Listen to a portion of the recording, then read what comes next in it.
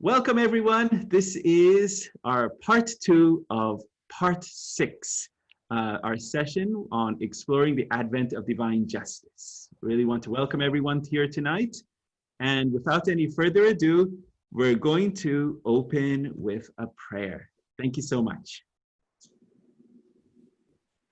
Occupy thyself in remembrance of the beauty of him who is the unconstrained, at early morn, and seeking communion with him at the hour of dawn. O Ali, remembrance of me is a healing medicine to the souls and a light to the heart of man.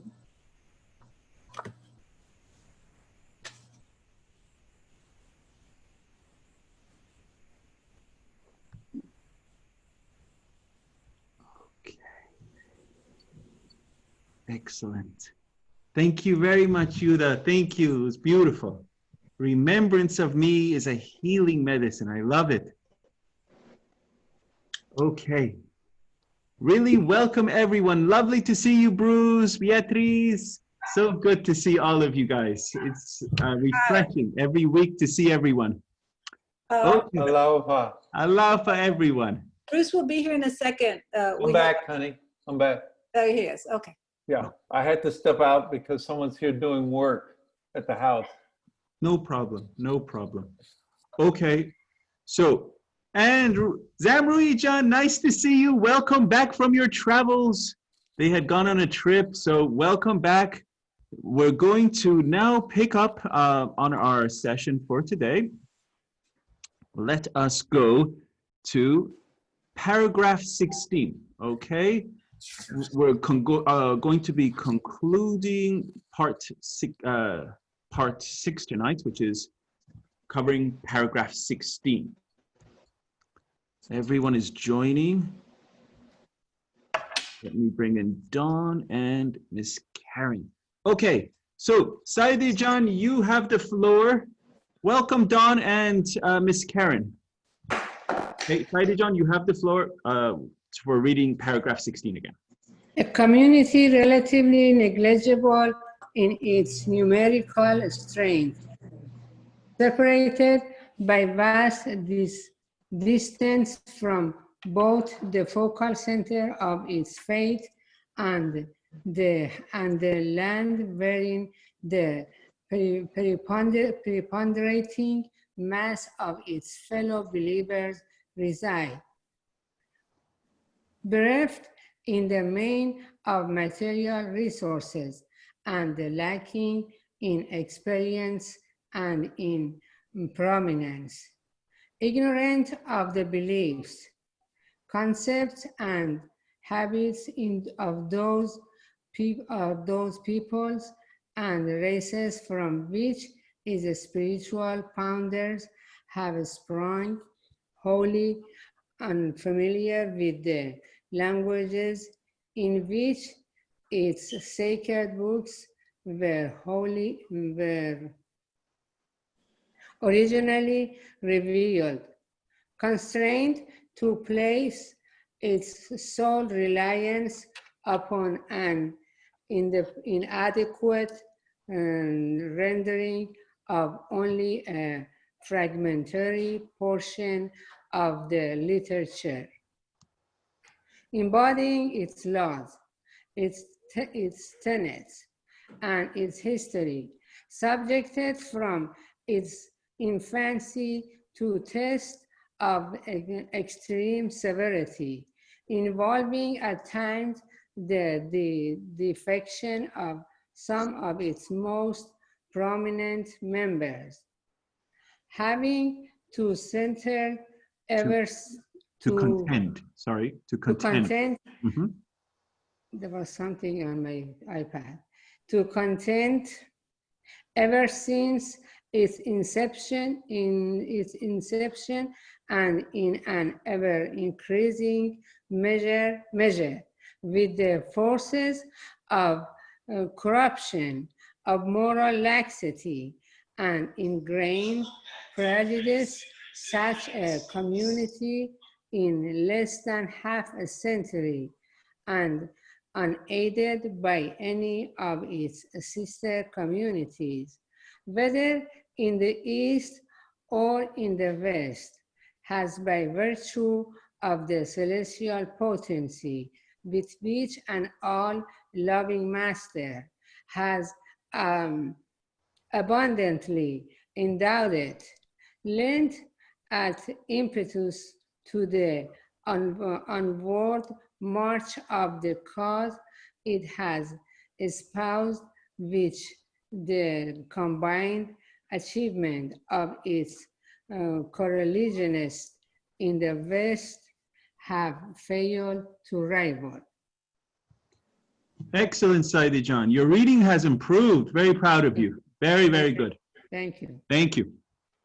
So, dear friends, this is paragraph 16 of the Advent of Divine Justice. And as you recall from our last session, we talked about all of these challenges that the early American Baha'i community were facing. It is far removed at that point in time from the focal center of the faith. It's didn't have access to the translation. The language was a problem. And then on top of every other issue and problem, the main prominent members of that community defected. So what a challenge this early American Baha'i community was facing, right? And so this was quite an ordeal. So today's session, we're going to be going into what I have highlighted in red, okay? It says, having to contend ever since its inception and in an ever-increasing measure with the forces of corruption, of moral laxity, and ingrained prejudice. So this is from the beginning, right? This is what it's saying. And do you think much has changed? No, I don't think too much has changed. This is still, we have to work on these within the community. So this is, these are issues. So we're going to talk about these specific challenges, the forces of corruption, moral laxity, and ingrained prejudice today, okay? Let us start going into our slides. Okay, let me move. And make sure everyone is in our room before I do that. And let me go to slide 38. Here we go. Everyone can see this? Good. Okay, so Miss Donna Hunter, you have the floor. Let's read this one. The universal crisis affecting mankind is therefore essentially spiritual in its causes. The spirit of the age, taken on the whole, is irreligious. Man's outlook on life is too crude and materialistic to enable him to elevate himself into the higher realms of the spirit. It is this condition, so sadly morbid, into which society has fallen, that religion seeks to improve and transform. Can you make the font bigger or the screen bigger? I can't read it. Oh, sorry. Yeah, there we go. Is that better? Yes. It's better. It could be better than that. Okay, that's my full screen. Okay. Yeah. Sorry, Don, and great to see you. Thank you. Okay, so yes, very well read, Miss Donna. So the universal crisis affecting mankind, right? You know, the beloved guardian talking at this point, at this time, universal crisis affecting mankind is essentially spiritual in its cause. So it's this rise of irreligion that the beloved guardian talks about that is really eating at the very fabric of society. And what does it say? Man's outlook on life is what? Too crude and materialistic. It's too crude and materialistic to enable him to elevate himself into the higher realms of the spirit.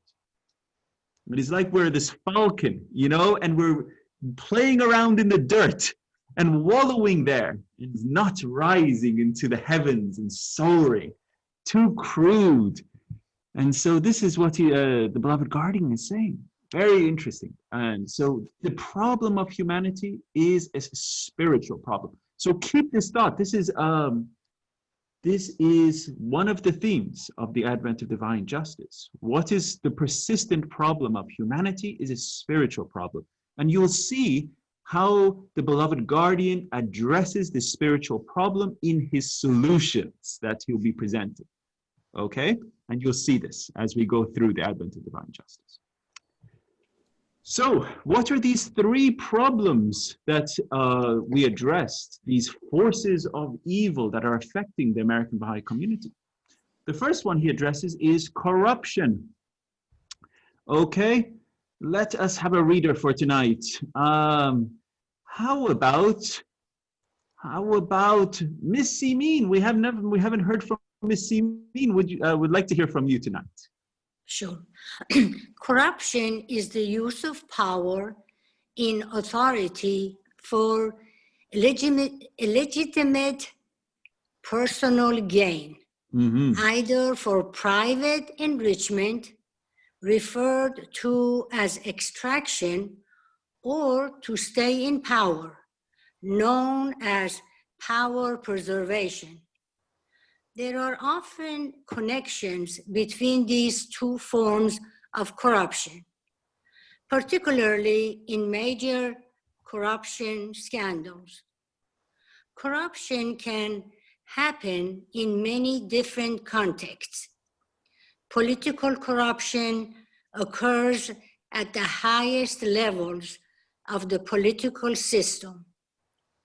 Administrative or bureaucratic corruption occurs at the legal implementation end of politics. There you go. Corruption can also be in the form of the dishonesty in the conduct and business of an individual. So here, thank you very much, Simin John. This, I saved our dear Dawn some looking up dictionary definitions here.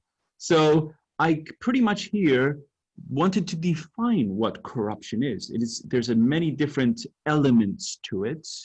It is for illegitimate personal gain, either for private enrichment, referred to as extraction, or to stay in power as power preservation.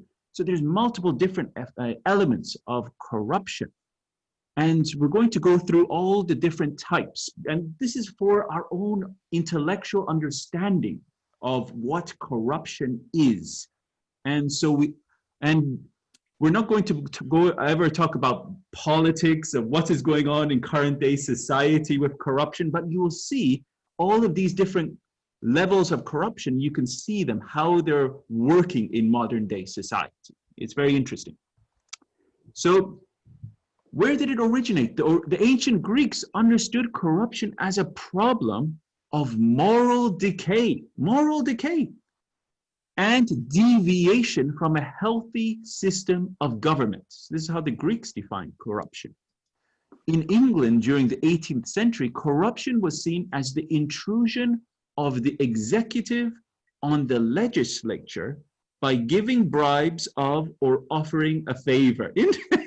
Interesting how the intrusion of the executive on the legislature. I've seen this before somewhere, but we don't talk about that. But this is... Excuse me. Yes, please. Sometimes your voice is cutting off. Okay, I apologize for that. I'll try to speak more direct into the microphone. Okay, I apologize for that, Saeed-Jan. Okay. Yes, so we see how these intrusions happen. This is forms of corruption, okay? Now, let's hear from Dennis McGregor. So these are different types of corruption, and there's another entire panel of that, as you see here. So, Dennis, you have the floor. Okay. Corruption is often identified by one of the following behaviors: bribery, giving or offering of a bribe; extortion, the practice of obtaining something, particularly money, through force or the threat of force. Cronyism, the appointment of friends and associates to positions of authority without proper regard to their qualifications. Nepotism, the practice of favoring relatives or friends, particularly by giving them jobs. Excellent. Carry on. You're doing great. Let's finish this set. Okay.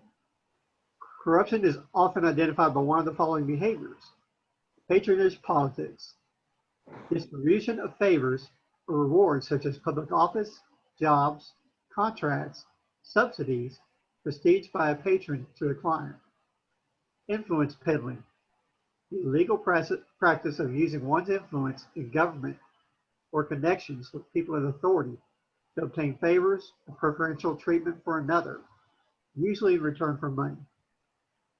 Graft, dishonest use of political authority for personal gain. Embezzlement, theft or misappropriation of funds placed in one's trust or belonging to one's employer. And I think this is the last one. Go for it. Read this last one too. Thank you. Okay. Gerrymandering.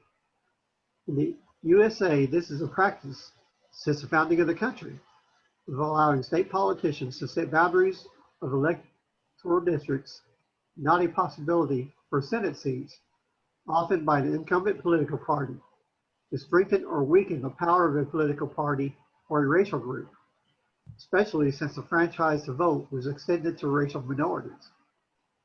The courts have attempted with limited success to set legal and political standards to prevent the rigging of election boundaries.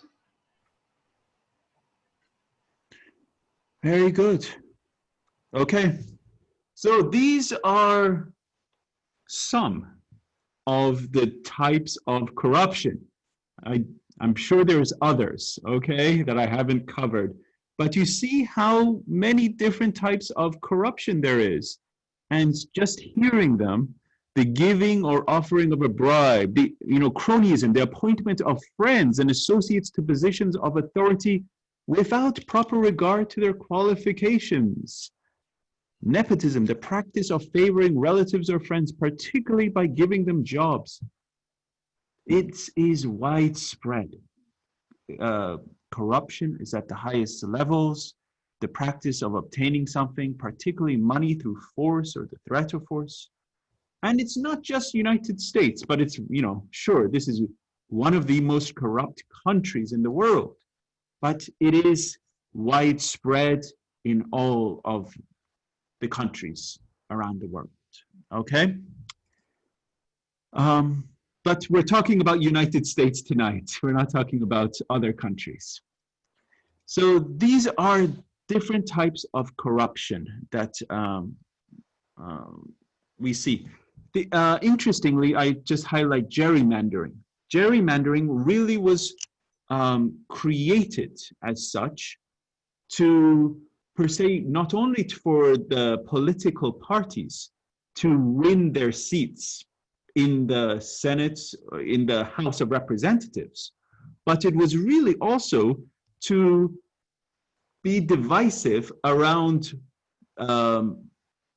lines of white and black around those lines. And so it was a very divisive form of corruption, is gerrymandering.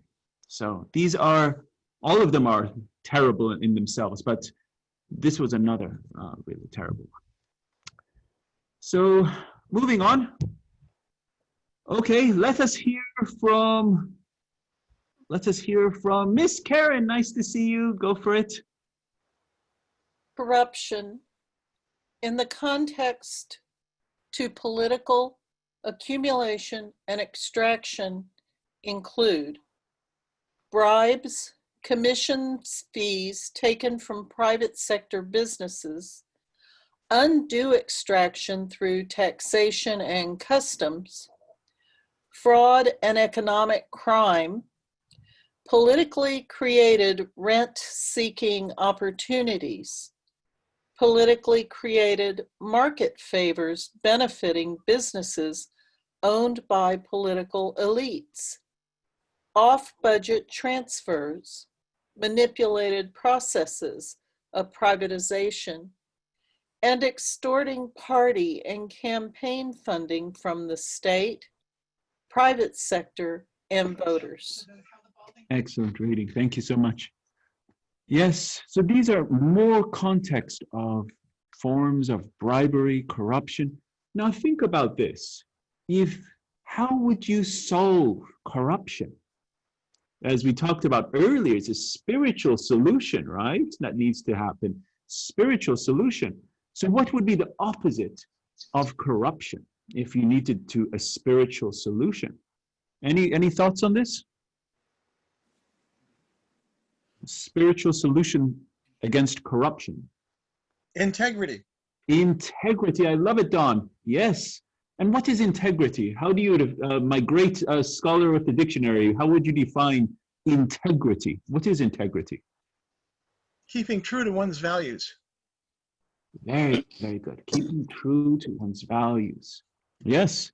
And so we're going to see this word integrity coming up, okay? Because these are, the beloved guardian talks about the qualities of rectitude of conduct as one of the weapons, and honesty, truthfulness.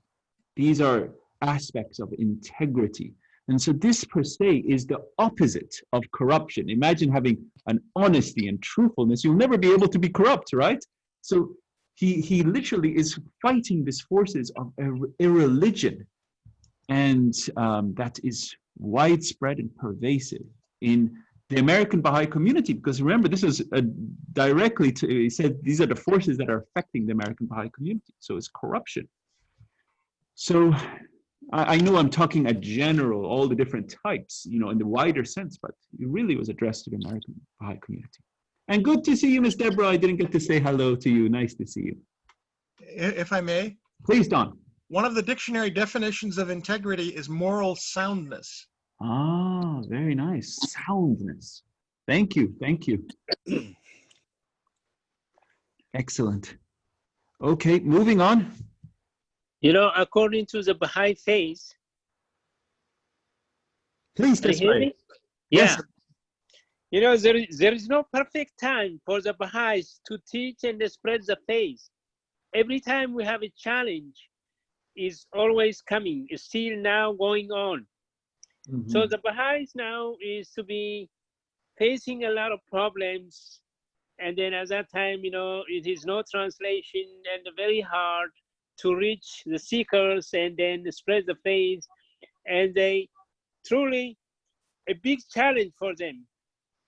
And especially fighting against this race and everything like that. But now we are coming to this racial period of time now for us. So we need to have a morally high level, like our spiritual level is to be, we have to grow up more deeply to reach these problems and to overcome. Very well said. Thank you, Tesfaye. Very, very well said. Excellent. Great point. I love all your insights, everyone that shares, and love to hear from everyone, their thoughts and comments, because I'm learning from you guys. Carrying on, this is closing up on the theme of corruption. This is from Inge Edmundson. He's a great scholar, and he talks in his article on political corruption, anti-corruption, from the Anti-Corruption Resource Center. So it says, on the other hand, corrupt means of power preservation consist of buying political support and majorities from other parties and politicians, co-optation and maintenance of patron-client networks, buying decisions from parliament, judiciary, control and oversight bodies, favoritism, and patronage in allocation of government resources, buying voters and votes, electoral fraud, use of public money for political campaigns, and buying off media and civil society. So we see this widespread, you know, buying votes, buying favoritism This, and he is saying all of these aspects are corrupt. And this is, you know, very, he's from the Anti-Corruption Resource Center. He says all of this is corruption. And then, interestingly, let me make sure I'm in, yes.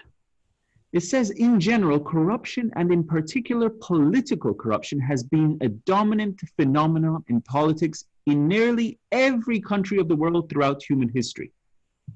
The beloved Guardian, Shoghi Effendi, however, highlights corruption in America because of its systemic and endemic nature. So define systemic, Don, and endemic, okay? So those are two words I want you to look up, systemic and endemic, okay? And its persistent influence on the American system of government, operation of corporations, and business and trade relationships. So it is systemic, and we're going to see this word systemic later in aspect of racism, okay? So this is, we're talking about corruption is systemic. We're also going to see systemic racial prejudice, okay? And which is interestingly, because corruption is systemic, the third one, which is ingrained prejudice, is also systemic. And the second one, which was mentioned, does anyone remember what the second one was? It was corruption. Moral laxity. Moral laxity. Oh, Fari, excellent. Moral laxity. And that one is also systemic. It's endemic. So these are the three problems and that the beloved Guardian, and you can then see in the three weapons that he chooses to tackle each one of them. Okay? Hey, yes, please, Don. Systemic, affecting an entire system. Infecting the entire system. Endemic, of or relating to a disease, constantly present to a greater or lesser extent in a particular locality. Excellent. Beautiful. So it's all a disease, and it's widespread and pervasive. I don't know if you saw the talk by this Joanne Borovica. I sent it to everyone, and it was a beautiful talk. And I understand. I send you guys a lot of stuff, and it's you know, you all are busy as I'm busy, and I hope every so often that you get to see the different things. And this was a great talk, and she talked about how pervasive is this aspect of corrosion that is happening in society. And in one of her slides, it was pipes that in the picture, it showed how these pipes were being corroded. And imagine that is our hearts. You know, our hearts are being corroded. We are not any far removed from the corrosive forces that are around society. And this is how we have to protect ourselves. We have to protect ourselves from the corrosion that is happening. And so we have to understand that prejudice, we have prejudice within our hearts. The beloved Guardian says every one of us the heart is getting corroded. So we have to come to ourselves and be honest about our own inner prejudices and tackle them, uproot them. Okay, so moving on. Now, this is just one instance out of, thousands of instances of corruption in the United States, but I'm just highlighting one instance, okay? And this was an interesting instance, and this happened in 1829, okay, in the United States. There was a guy called Samuel Swarwalt. Our great Dennis McGregor probably knows how to say this better than I. Samuel Swarwalt. He was the collector of customs for the port of New York and was appointed by President Andrew Jackson. So he was just appointed, but what did he do? He embezzled over $1 million at that time, $1 million in custom receipts, and he quickly fled to Europe. He was quite chunky, as the picture shows, so I don't know how quick he was at fleeing, but he tried to get out of the country and he fled to Europe. Wherever corruption exists, there have been efforts to combat it through reforms. The most important events and transformation in American history, such as the American Revolution, the development of democracy and the Civil War, and period after that, Reconstruction, have been fraught with corruption and reform. So just to give you an example of this Samuel Swerwelt, you look, oh, $1 million is not that much, right? But in 1829, you know how much that was? $37 million. Wow. So, yeah, it was quite a lot of money he was embezzling from the United States government coffers. So he got away with it. And what happened was, there was a lot of media coverage in the sense of they were drawing cartoons of him. This is a cartoon of him carrying this, bag of money and trying to get out of the country. So, corruption. Some aspects of political corruption, as described, have remained unchanged in the United States throughout the centuries. Greed, secrecy, and conspiracy are the dominant forces in politics. The public office is exploited for private interest. The law is searched for loopholes. And political enemies are accused of corruption themselves. On the other hand, some features of corruption have changed and practices that were acceptable in the past are now forbidden. And God knows of how many funny, per se, cartoons I saw, and I couldn't put them on here because of, it would be inappropriate. But this one I decided to put in here. It says, hey, Mr. Government official, what's going under there? And he says, trust me, you don't need to know. Cloak of secrecy, it shows how the government is operating. So yeah, corruption is widespread and endemic, as our dear Mr. Don was saying. Yes, son. Yes. May I say one thing about the systemic and endemics characteristics? Would love to hear from you. Please go for it. Okay, just very quickly, systemic means it infects the entire system, like Don read. So it's a system. It's systematized. Right. When I looked up endemic, it also gave the Greek word from which it came, which lends a further depth to the meaning. Excellent. And it says, if you translate it literally, endemic means in the population. It derives from the Greek endemos, which joins en, meaning in, and demos, meaning population. Endemic is often used to characterize diseases that are found in a particular area. So the use differs from that regarding disease in that it indicates more or less a constant presence in a particular population or area rather than sudden and severe outbreak, which kind of says system and population. Everything. So it helped me understand it more. Excellent. Great point. Thank you, Ms. Karen. I like the study of the words. It helps us come to a greater understanding. We hear of this term pandemic, talking about this disease of global spread of COVID-19, and it's sudden emergence and it's everywhere. But this is endemic. It's already here. It's been here. And it's already in the fabric and roots. And it's just continuing to spread and fester. I see it as a festering cancer. And we have to work to eradicate it. I have a comment, if I may. Please. Sure. So people who study wildlife, bird watchers, birders in particular, there's an expression to describe bird populations. And for example, in central Texas, grackles are endemic, okay? Because they are everywhere you may choose to see them. Right. And I may offer one other thing. Systemic, implies that within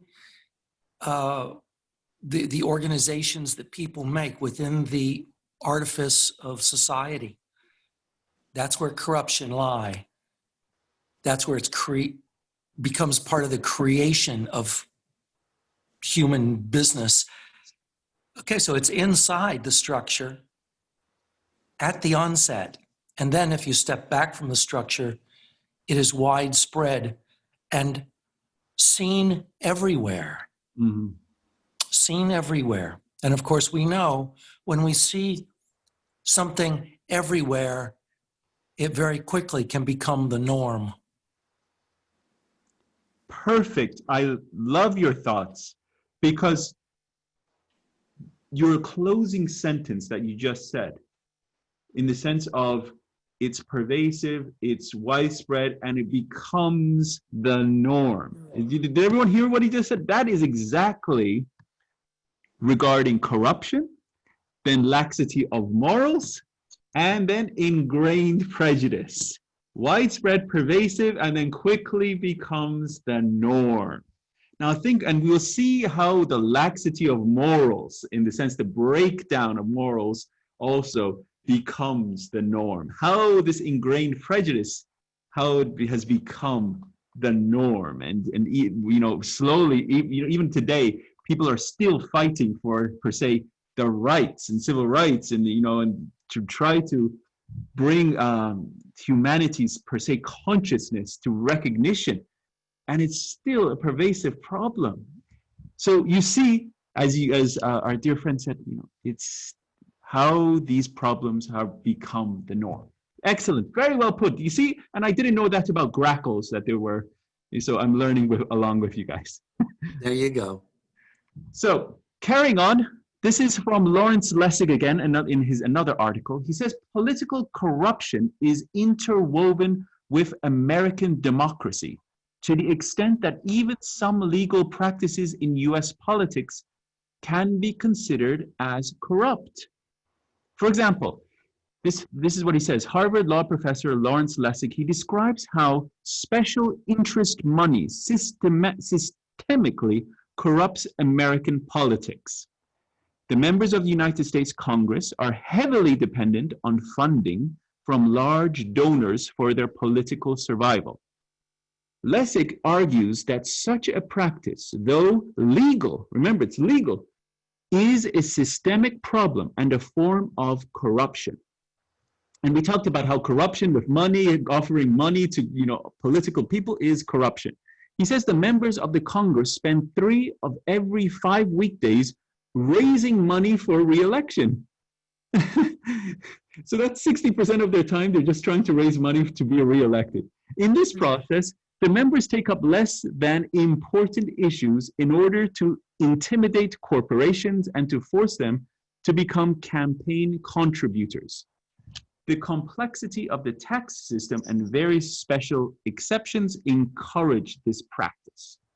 So most of their time, they're trying to raise money to be re-elected. And so it's just, money is controlling politics, and it's a form of corruption that Lessig is arguing. If I may say something about that? Yes, please, Don. It's more systematic than the tax system or special exemptions. The reason why they need all that money is they need to advertise in various media, which is very expensive, in order to be elected. In other countries, this advertising is prohibited, and the major politicians are given free time on the media. Mm-hmm. And they don't have this problem. They have other problems. But we in the United States have made this systemic by requiring the amount of money that is needed for advertising. Sure. And this aspect of advertisement that you're talking about could be changed. This is not the government could, you know, give equal amount of time for advertisement, and not per se the individuals having to go to donors to receive the monies for that special interest group. So this is a part of the problem. One more quick comment. Yes, One please. Very quick comment. We should note that things have not always been so grim or unplanned for. Members of Congress for decades, and this was built into the Constitution, they had the franking privilege, which in the days before even radio or TV or the internet, members of Congress could mail things wherever they chose to without postage. Imagine that, what a grand thing that was. But that meant that they could communicate all over the country through the mail, right? Of course, now we have the US Supreme Court with the Citizens United decision, which not only said, yes, you can take money, but now corporations are simply individual donors as well. So we have pretty much defined the systemic corruption of lobbying and campaign contributions through the courts themselves. Excellent point. Thank you so much. Thank you. Okay. Moving on. What has not been mentioned specifically in that note, which was very enlightening, is the fact that the day after election is the payback time. And that's the payback time starts for elected representatives to show favor to all those donors, big donors. Therefore, this is something that we hope eventually will be eliminated through the US election system. Thank you. Yes, thank you, Dr. Beit. And again, you jumped the gun. It's coming up in our next slide. But so in our next slide, we're going to talk about these lobbyists and how they, per se, control these the money flow of corruption. And I had a video that truly shows how the flow of corruption works in America. It's an excellent video, and it's very short. And I didn't want to send it before tonight's session because you know, I'll send it after, so you get as an ancillary video to give you a better understanding of this corruption in America and how it's being handled with the flow of monies. So this is my last slide, I believe, on corruption. This shows how lobbying is in an American word for legalized bribery, which Dr. Beit was talking about. Legalized bribery. It's perfectly legal to bribe a politician in America. No wonder the country is corrupt to its core. This is how the system goes. It's illegal if a special interest group brings money directly to a politician, but if a special interest group brings the money to a lobbyist and the lobbyist then gives the money to a politician, then it's okay.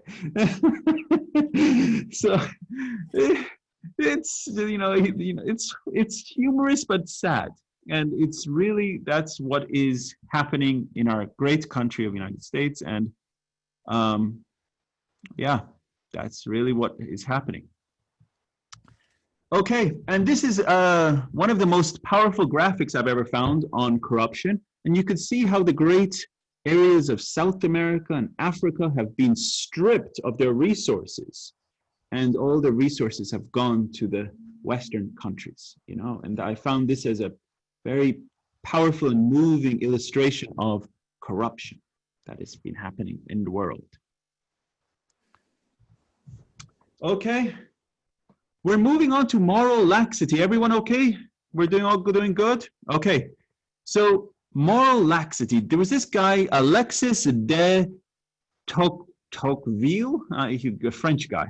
And this French guy, he was a statesman, historian, and social philosopher. And this is what he wrote. He said, in the United States, the sovereign authority is religious. And I find this very interesting. He says there is no country in the whole world in which the Christian religion retains a greater influence over the souls of men than in America. And there can be no greater proof of its utility and of its conformity to human nature than that its influence is most powerfully felt over the most enlightened and free nation of the earth. So he's found America to be, per se, the most Christian country in the world. And he was very notable, this great historian, statesman, and there he is, Alexis de Tocqueville. But what happened? Such an observation, however, lost its validity as the 20th century unfolded. The dramatic changes that occurred in the United States after World War I undermined the role of Christianity in the society and its moral influence on people. Before the 1920s, values and morality were respected and everyone was expected to live by them. Women were trained to be sophisticated and reserved. There was no smoking or drinking permitted in public. All right. Okay, let's have a reader. Who would like to read?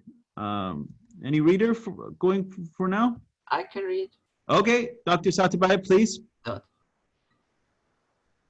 family was the critical unit in early American society and comprised a husband, wife, biological children, and extended family. Divorce was rare. It was generally illegal to live together or have children outside of marriage.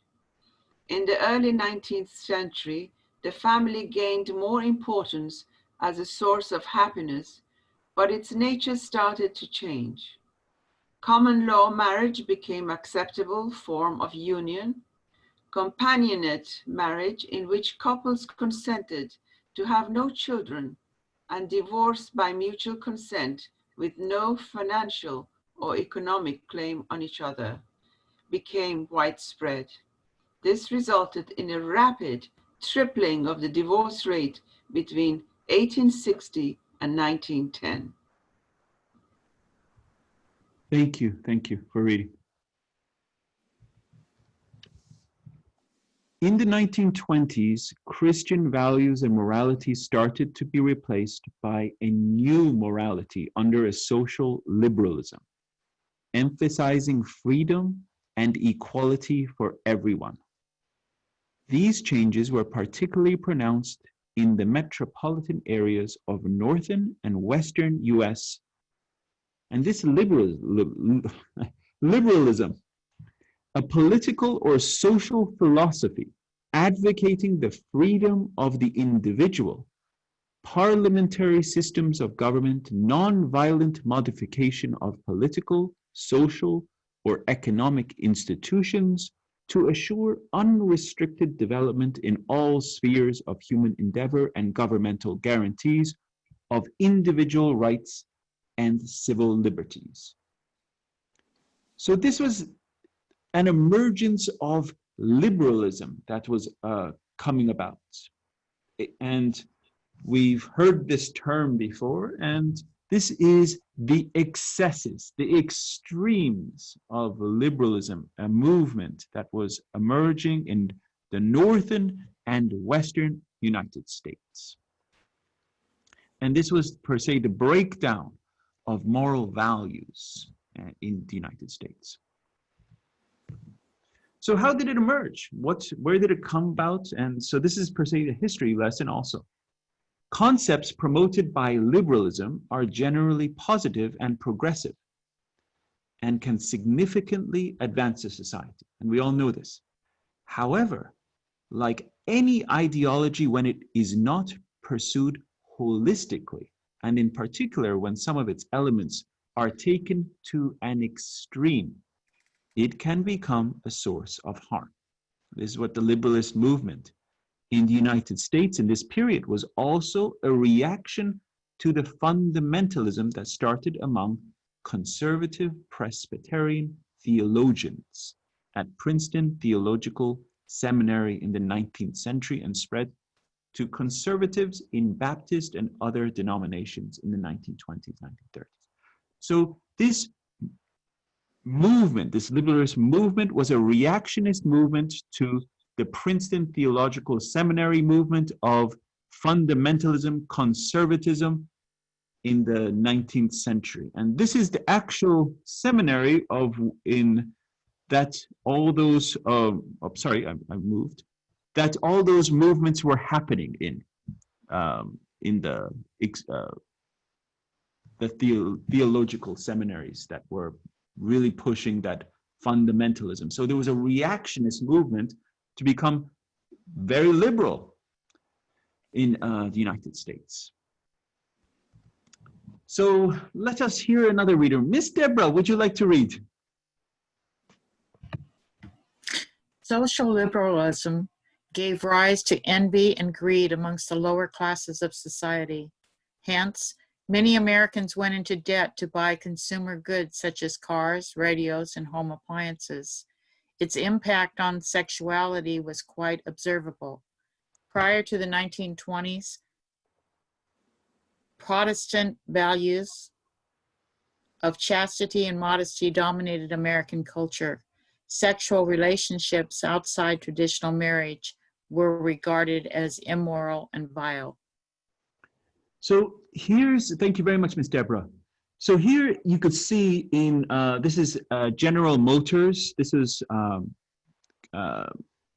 advertisement announcing their sales of General Motors cars. You could see on the left, it says in 1910, there was 39,300 cars sold. In 1924, 587,341 cars were sold. So massive jump. And then cars on credit, you could see how many cars were on credit, amounting to $810 million amount of credit, that everyone was using credit, the money they didn't even have. So there was this massive amount of consumerism that was happening, as well as the values of sexuality were being broken down during this period. And we're going to see this in the forthcoming slides. So social liberalism, this movement, gave rise to envy and greed amongst the lower classes. And this is exactly what Miss Deborah read. The only difference is there's a picture of hands grabbing money in this slide. So the text is exactly the same. I should have edited this text out. So this is the slide that I wanted to share with you. In the 1920s, concepts about sexuality underwent a radical change. People came more receptive to explicit sexual behavior outside of marriage, as promoted by motion pictures, plays, songs, novels, and advertising. A new generation of women in the 1920s, known as flappers, were stylish. They smoked, they drank in public, they dressed provocatively, revealingly, and sought independence and other social freedoms. These young women not only embraced their sexuality, but often publicly displayed it. So it's not obviously just, the breakdown of women. We see, oh, women were dressing inappropriately. But who do you think is promoting it? It's obviously men. So the men were promoting it to break down the moral culture that was set almost at that point in time in stone, and it was like nothing can change the morality of America. Even this Alexis de Tocqueville said this is the most religious country in the world. It's the most Christian country, but this is only a few, 40 years after he talked. And look at this, it's already broken down. The sexuality, the morality is broken down. And this is widespread and already pervasive and becoming the norm. And if we look at these pictures, it doesn't look too bad. They're wearing clothes. We're like, is that really bad compared to what we're seeing nowadays? You see what I'm saying? It's continued to break down the morality in culture, in society. You see this is what is become a problem. And now I wanted to share, this is from His Holiness Abdul Baha, and this is very interesting. Can I say something? Oh, please. I'll yeah, it was done in a gradual way, this moral laxity. Just Yes. like the frog in the hot water, Yes. gradually people thought it's a norm now, 10 years later, worse, but more normal. Again, later, worse, but normal. Perfect point, Dr. Satibaya. Excellent. The frog in the hot water analogy. You cannot cook a frog if you just throw it directly into the hot boiling water. It will jump out. It will freak out. You first have to let it put it in cold water, just turn the heat on slowly, slowly. Eventually, it becomes accustomed to the warmth of the water, and eventually it gets so hot it cooks. And this is what is happening in society. We have become the norm, as what we heard earlier. This is societal norms, and it's just getting every day worse. Okay, now I found this really cool quote from His Holiness Abdu'l-Baha, and this is from Abdu'l-Baha in Egypt. Okay, so I'm going to share this with you. This is a brand new discovery. So here it says, a correspondent went and interviewed His Holiness Abdu'l-Baha. He says, what do you think about women's fashions? Abdu'l-Baha has the answer on women's fashions. So Abdu'l-Baha answers, he says, we do not look upon the dresses of women, whether they are of the latest mode. We are not the judge of fashion. We consider rather the wearer of the dress, if she is chaste, if she is pure, if she is cultured, if she is characterized with heavenly morality, and if she is favored at the threshold of God, she is honored and respected by us, no matter what manner of dress she wears. We have nothing to do with the ever-changing world of mode and picture hats. So I found that humorous, but you know, in the sense of he's been asked about women's fashions, but he really is getting at the heart of it, the chastity, the morality, the purity of the inner heart of the women, not the outer garments, you know, that he's pretty much saying is trivial and not of something that he comments about. Okay, so this was our section on moral laxity. I think I have one more slide on this. It says, moral laxity has continued to affect more Americans in decades that followed and intensified its negative impact on the fabric of the American society to the extent that the beloved guardian Shoghi Effendi has considered as one of the negative forces hampering the progress of the North American Baha'i community. So this is one of the negative forces that is hampering the progress of the North American Baha'i community. And so then he addresses this as what the American Baha'i community has to work on itself. And does anyone know what, per se, one of the weapons that's to challenge moral laxity is? Anyone? Prayer. Yes, Ms. Yuda, you said something. What did you say? Prayer. Prayer? Prayer? Chastity. Chastity. Did someone say chastity? Yeah, I did, Bruce. Bruce, very good. Prayer, you're spot on. It's prayer, of course.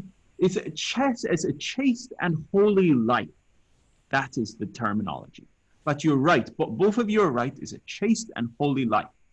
So this is, per se, the weapon that the beloved guardian is going to be addressing to take on this problem of moral laxity. So previously we talked about corruption, and the weapon he's choosing to challenge moral corruption is rectitude of conduct. And moral laxity, the weapon he is choosing, is a chaste and holy life. Okay? I'm reminded of our book, The Divine Art of Living. So Yes. much in there. So wonderful. Yes, I love it. Yes. And this is by Ruhia Rabbani, the wife of the beloved guardian. And it is amazing. And I urge everyone to pick these books up again and get into them, because The Divine Art of Living is a masterpiece that she wrote. Yes. Thank you, Karen. That is a great offering. So now let us get into ingrained prejudice. And I'm just checking my time. We're at 8 o'clock, so we're doing good. Now, as you have seen in my ancillary posting, I could send 1,001 things on race, racism, and I'm going to continue to send stuff, right? Because this is a topic that there is no end to. This is something that is just so much. And we, as Baha'is, we have to be strong and knowledgeable on this issue.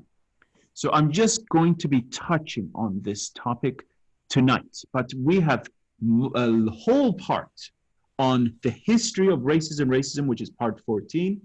And then in part 15 is the entire approach of what is the Baha'i perspective and how can we really tackle this issue of racism in America and in the Baha'i community. So it's really going to be exciting.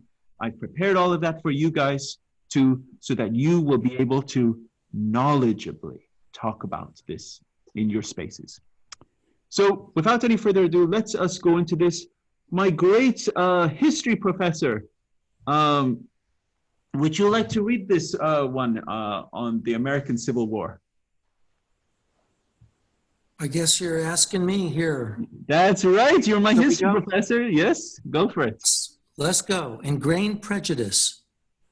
The American Civil War of 1861 to 1865 was fought over two fundamental issues that had not been resolved during the American Revolution. The Northern victory in the war ensured the unity of the United States as one nation and legally ended the institution of slavery through the 13th Amendment. In the South, African Americans found a new life after slavery, free from the brutality and indignities they experienced during slavery.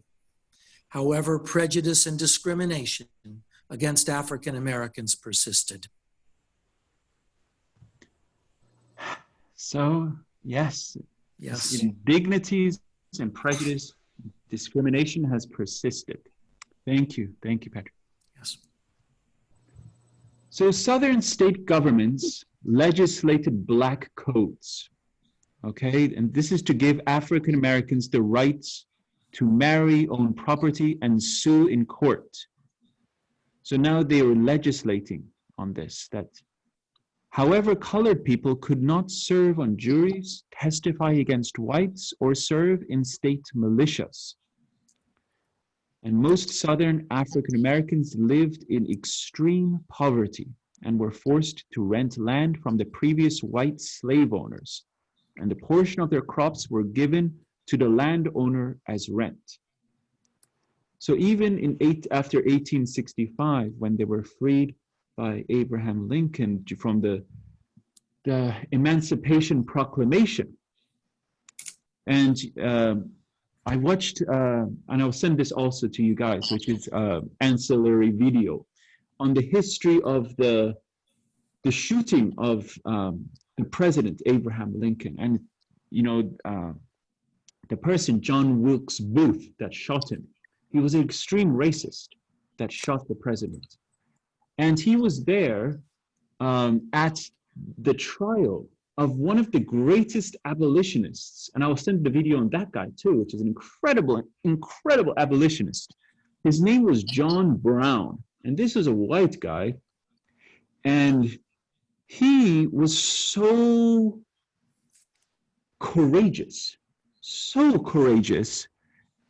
during a period of time that if you stood up for and stood up against slavery, that's a death sentence. And it turned out to be a death sentence for him. And they publicly hung him. And his name was John Brown. And he has an incredible speech.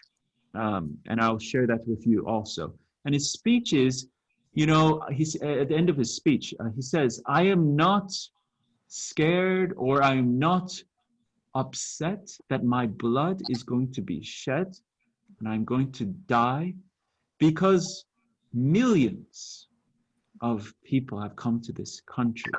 Their blood is being shed, and I am honored that my blood is going to be shed with them." So this guy is John Brown, who was very courageous, and I'll send all of those videos and history so that it increases your knowledge on what per se there were individuals that were fighting this ingrained prejudice in America, but few of them, very few, but still there were few. It was just like a tidal wave and force that it was an uphill battle. So during the Reconstruction era, 1865 to 1877, Congress passed laws to promote civil and political rights of African Americans. This was a wonderful period. I mean, African Americans now suddenly had opportunity to have elected seats in office. And as a result, 700 African American men served in elected public office. They never had this right before. And 2 of them were elected as state senators, and 14 became members of the House of Representatives. And overall, 1,300 African American men and women held government jobs. And here's a picture, dear friends, of the first colored senator representatives. So that for the first time in the history of a population that had been brought to this country in shackles, now they have, for the first time, opportunity of representation. Even though they weren't respected in the offices that they were held, they had per se representation. But what happened? This is another travesty. What happened? A hate group that we all have seen, this is called the Ku Klux Klan. This is against the Reconstruction that was emerging. This Ku Klux Klan emerged. This is the first movement of it. And it emerged in Pulaski, Tennessee in 1866, okay? The KKK members demanded the restoration of white supremacy through violence and intimidation against African Americans. So this is 1866, the KKK emerged. 1 year after the Emancipation Proclamation, 1865. So they just got their freedom, right? Just got their freedom.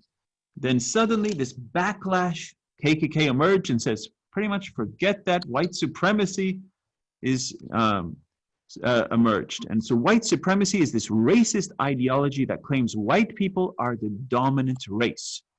Supremacy groups in the world vary according to whom they envisage to be white, and which racial groups are considered as the primary enemy. And under pressure from the federal government, this is also, I found this interesting, and I looked this all up and it's accurate. Under pressure from the federal government, the Ku Klux Klan started to disappear. So the federal government started seeing this Ku Klux Klan as a somewhat of a terrorist and threat. And so they started, they pretty much went to, per se, war with the Ku Klux Klan, and they were pretty much wiped out. And they started to disappear, and particularly when their objectives were achieved in the 1870s. So this is the first movement. It was really to put out there that we're white supremacy and attempt to crush any hope of Reconstruction movement by African Americans. So where is this 3K is coming? Sorry, say it again, Tesfaye. Where they come from, these 3Ks? Oh, excellent question. Okay, I actually had that. It's if someone could look it up, it's either Don. It's a great question. I actually have had that. I didn't. It's in reference to I think something in German, but you could any one of you students could look that up. What does KKK stand for? But good question, Tesfaye. Ehsan. Yes, please, Patrick. May I? There's just a short point here, and I don't offer this to quibble whatsoever, but this piece of what happens is so important to get a real grounding in, because it points up exactly what you're discussing, how ingrained things are. This first edition, if you will, or first iteration of the Klan was started by a former Confederate general. And so it took on a military cast very quickly, and they were a real force to be reckoned with. We know that Lincoln thought that if the Union could simply be restored, and he offered, as we know, very lenient terms for restoration, he felt that just by joining again as brothers in the Union, appealing to the better angels of their nature, so to speak, that the process would bring about brotherhood. His murder meant that there was no one to shepherd that idea along. And the hope for any kind of fair treatment or equality across the South was simply crushed as soon as the first or the last of the federal armies left. And so the Klan rose, and this open violence took place across the South, and Southerners were very much used to it because the Klan was just the reincarnation of the Night Riders and of the slave catchers. With a new president in 1868, the federal government initiated a program known as Radical Reconstruction, and the armies of the United States occupied the South. During that period of occupation, new courts were set up. Black people, the freed slaves, were protected. They could vote. Freedmen's schools were set up to teach reading and writing and so on. And folks from basically the Midwest and New England came down to help establish hospitals, asylums, all this stuff. The point I want to get to, though, is what happened when the soldiers and the army and the federal courts left. And they left mostly by 1874. So the period of government-controlled Reconstruction lasted just 8 to 9 years. That's all it was. And then in the election of 1876, the North and South struck a bargain. And in that bargain, white supremacy was enabled to grow and persist with the approval of the North. And your slide is absolutely correct. That last line sums this up. When their objectives were achieved in the 1870s, and then the laws, and by 1892, the legal segregation of the South. And as we know, all of the horrors, state by state and county by county, were just, well, it was just horrific. So the nation had this brief opportunity to enforce its will and its values, and political pressures and the lure of business and industry and the railroad stretching to the west reduced all of that to insignificance. A tremendous loss. The great historian, still alive, Eric Foner, has written so many books about Reconstruction, and he calls it the failed revolution, the failed liberation of the South. And against this is the horror of the Civil War, and we look at it, and if we're to judge all of the loss and terror of that war, we have to acknowledge that within a decade, most of those sacrifices were undone. Right. The fact is, the Klan would rise again in the 1920s as part of that force of reaction against that liberalism. The Klan did not want Catholics, immigrants, Jews, uppity women, or Northern intellectuals, and they rose again to great power. I'm sorry for the link, but on the topic of Reconstruction, it's very important that Baha'is in particular know that there is no straight line, there is no arc of inevitable progress on the pathway toward racial justice in America. It can be ratcheted back in a heartbeat, and it can spring ahead at the opportunity. And I'll leave it at that. Sorry for taking so much time. No, excellent points.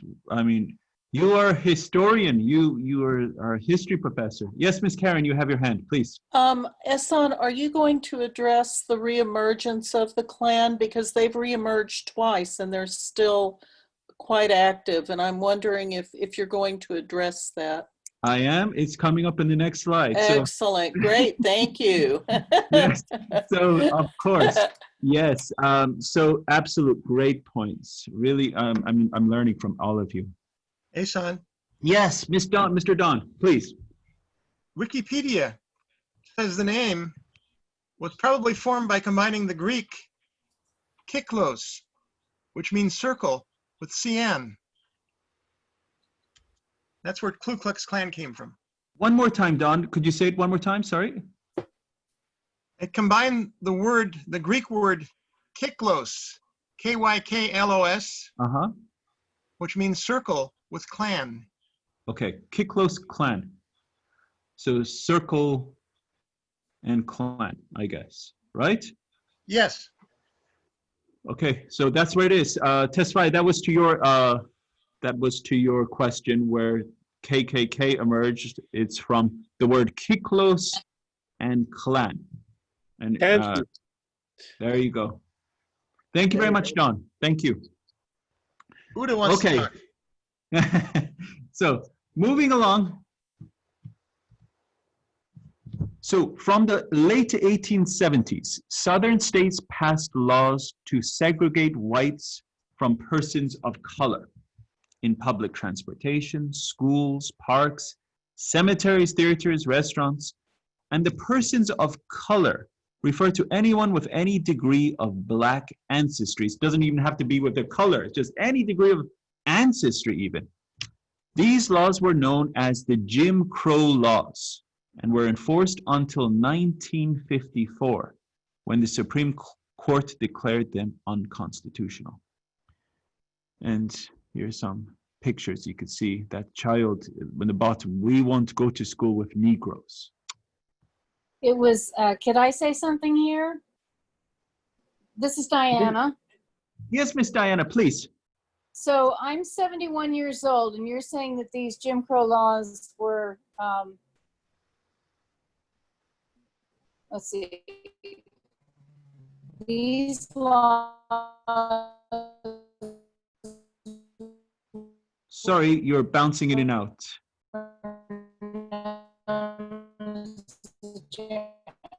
Were enforced until 19, so they were eradicated in 1950. Yeah. Yes. Well, you can hear me?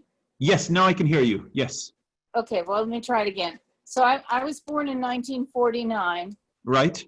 And I remember spending the summer with my grandmother when I was about 12 years old. Right. So that would be 61. Okay.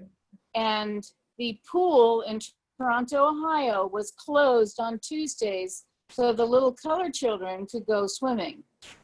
Okay. So these segregation things were still going on past 1954.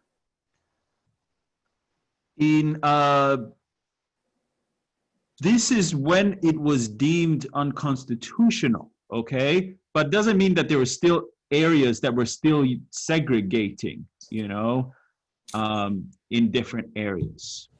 Yeah. 54 began the school desegregation. Exactly. And not the Civil Rights Act of 63 and 64 and 65 would wrap it up. In Texas, it wouldn't be until 1971 for African-American people to have equal access to voting. The poll tax was finally repealed. So they're ongoing, absolutely right. Perfect, Patrick, perfect. Yes, it's Texas, I think, was either the last or second to last state to pass that law. I mean, it was, and we've all heard of this Juneteenth celebration. I mean, that's why when they came down to Galveston, because there were still, people were still in this period of slavery, and you know, it was literally the last spot that they were still holding slaves was in Galveston. And so Texas has always been far removed and still carrying on with their traditions. And I use the word very correctly. It is a tradition of it's just passed from one generation to another generation after another generation of racism and hatred towards their own fellow brothers and sisters of our planet. And that is something that has been going on. Yeah. Excellent points. Really, Patrick, enjoying your learning from all of you. And thank you, Miss Diana. Really good to hear you too. So racial prejudice and animosity towards those who were not considered as real Americans. Remember, they even though they were brought here on ships, and these are the ancestors of these people that were brought here on ships, they were never considered real Americans. And this prejudice continued all the way through the 20th century. And the majority of these African Americans did not benefit from the great American economic prosperity of the 1920s and early 1930s. And I've sent you videos on this prosperity of that happened, but how they used what is called redlining of their cities to really keep African Americans in certain parts of the city and not give them access to the good areas. So what happened is they never benefited from appreciation of house values. They never got ownership of property. They never got ownership of a job because they didn't own the properties. It was a massive economic discrimination. Discrimination that happened on them since they got out of slavery, and then they just started continuing this economic discrimination against them and kept them down. So this was going on all the way, and the whites were benefiting in 1920s, 30s from massive benefit from house values, job, the economy was booming. But what happened is the blacks did not receive any of that. And with yes, please, is this Tesfaye who's talking? No, this is Don, sorry. Please, Don.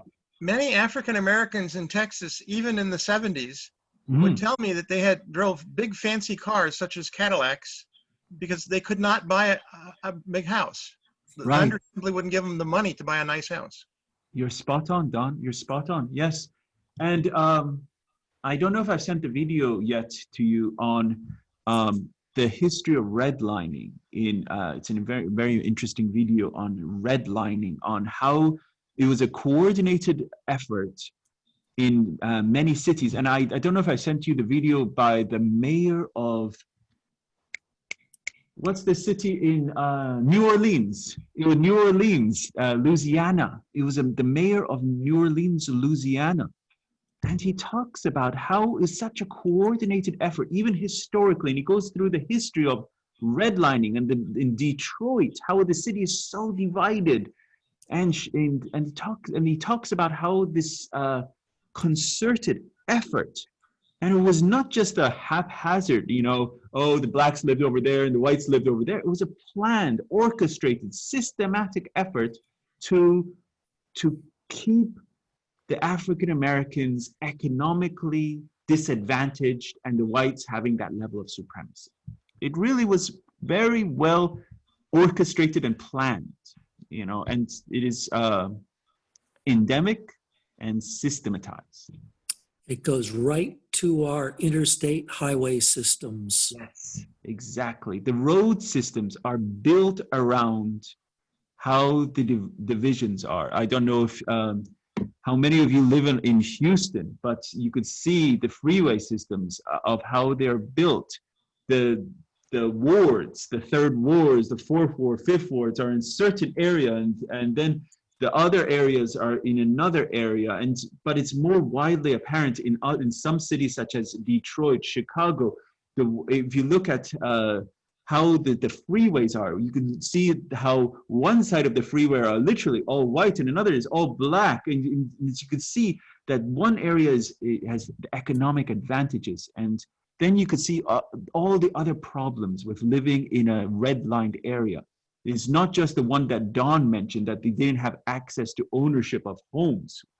It's that all the school systems were economically disadvantaged. They didn't have access to all the rights. And then because they didn't have good schooling, they didn't have access to jobs. Then they didn't have access to jobs. They didn't have access to future capital and raising. Then because they didn't have jobs and access to future capital, they didn't have access to owning property. And it's just a cycle of keeping this economic discrimination of this population down. And this was I could talk about this for a long time, but this is only just a few slides, and I want to get through this tonight because we only have a few minutes left.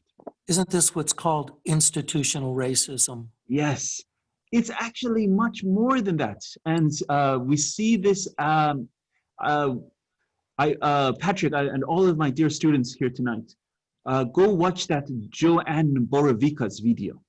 Joanne, she talks about that institutionalized racism is just one aspect of this greater prejudice that is so widespread. And so I'm just going to see if I can finish our part 6 tonight so we can jump into part 7 for our next session. I can see our dear Dawn, our dictionary specialist, yawning. So I know that we have to eventually wrap this up for tonight, okay? So our dear Karen was mentioning, Ehsan, are you going to cover the second wave and movement of the Ku Klux Klan? And here it is. The development of Black neighborhoods resulted in the revival of the second movement of the Ku Klux Klan. And this was in 1915. It took the inspiration from this movie that came out called The Birth of a Nation. And I've seen it. It's not a great motion picture. And they are mythologizing and praising the Ku Klux Klan in this movie. And so it gives this appeal to this Ku Klux Klan for white supremacy. And so the Ku Klux Klan movement extended its campaign again to include discrimination against Roman Catholics, Jews, Mexicans, hippies, you name it. They went after pretty much anyone that wasn't of white Aryan blood race. And this is this was the second movement, and it emerged in 1915. And what happened is its membership increased from over 100,000 into over 5 million in the mid-20s. And it started to decrease late in the 1920s. And this was a march that was orchestrated on Washington. And you see how widespread they were. They were everywhere. Yes, son? Yes, please, Ms. Karen. Just briefly, this second phase, this second period, Yes. was also rooted in many of the Protestant churches of the time, in that they flourished in the southern and the northern states, the KKK, but they were also rooted in the local Protestant communities who were seeking to maintain white supremacy. And so it took the form of opposing those other religious groups. Right. And this second period lasted until the 1940s, but we're not through with the KKK yet. Do you go into the third and present period as well? No, because I know there's actually, I think we're on the fourth movement of now the KKK. Well, I've seen it as listed as a third movement, but I wouldn't doubt that it's actually really the fourth movement, because there are so many chapters, and I went and researched it. Yeah, they say that the third movement began in the mid-1940s and it's still going today, but there could be a fourth movement of it. But that third movement was very involved in opposing the civil rights movement in the US. Mm-hmm. Yeah. Anyway, yeah. Spot on, Karen, spot on. And with every movement towards anything good, in the sense, there is always a backlash. And this is a backlash. And you could see, and so as humanity was now having this reconstruction period where African Americans, right in 1865, where 66, where suddenly per se getting their rights and having, for the first time having representation in the Congress, suddenly a backlash. Ku Klux Klan emerges, first movement. Now, the development of black neighborhoods emerging, they're having some degree of ownership. Suddenly, again, backlash. Suddenly, the second movement comes on. And then suddenly the civil rights movement emerges, backlash again. The third movement of Ku Klux Klan emerges. I'm not getting into every single period of prejudice. It's a tragic history. I'm just touching on it so that you get a feeling of the top header, ingrained prejudice. That's really what I wanted to share with you, that this is not something per se new. It really is an endemic problem. Can I say something? Yes, please. And all this, if we just look back in time, and we would discover that the human race started in Africa, and the colors of the blacks is determined by the climate and environmental influence. And also one time, many million years ago, Africa was joined together with America. It was one continent, and it will be one continent again in the distant future. My husband was a paleontologist, so I found out about things. Excellent. Thank you for sharing, Ms. Yuda. Thank you very much. Okay, we have a few more slides and then we'll close for tonight. I know we're at 8:32 and we generally close punctually, but let's just hold on. I think we have a few more slides and then we'll end.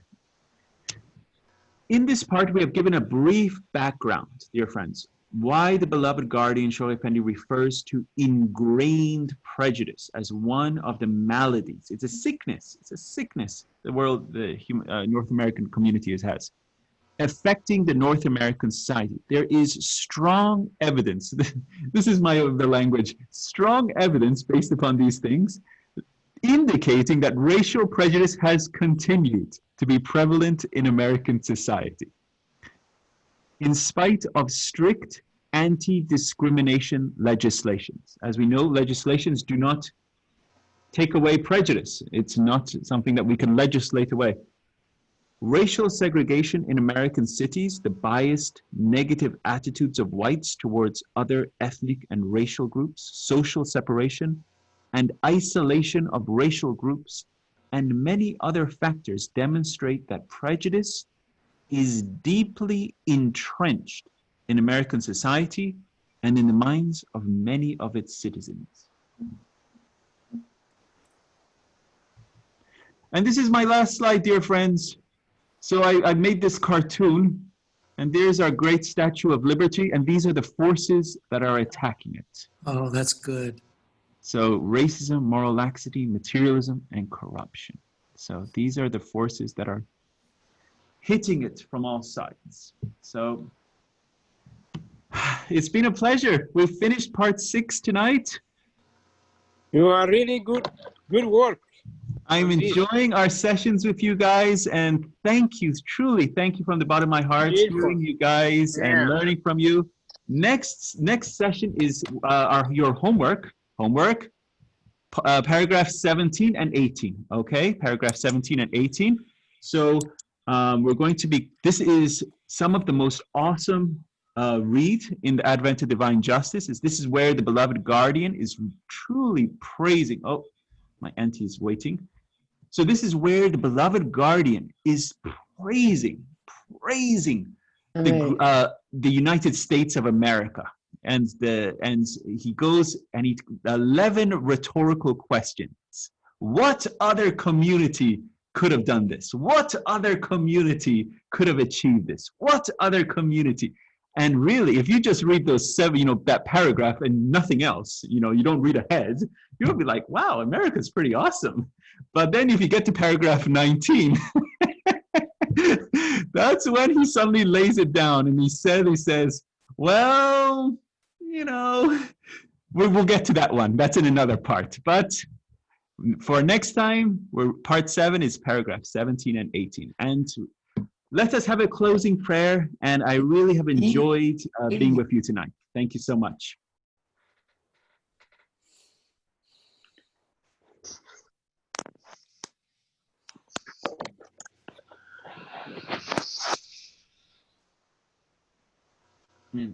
Anyone that would like to share, please. Hey, son John, I can share a prayer for. Thank you very much, Royeta. Thank you. Firmness in the covenant. Thank you. Thank you. O my Lord and my hope, help thou thy loved ones to be steadfast in thy mighty covenant, to remain faithful to thy manifest cause, and to carry out the commandments thou didst set down for them in thy book of splendors, that they may become banners of guidance and lamps of the company above, wellsprings of thine infinite wisdom, and stars that lead aright as they shine down from the supernal sky. Verily, thou art the invincible, the almighty, the all-powerful. Abdul Baha.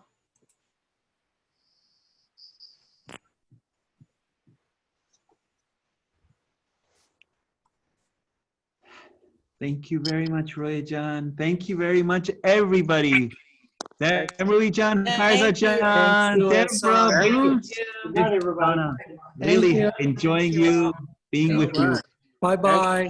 Bye-bye. Thank you, Wonderful night. Ehsan. So good. So good, Ehsan. Thank you. Thank you. Thank you. Thank Bye-bye, you. everybody. Hassan, I'd like to ask you a question.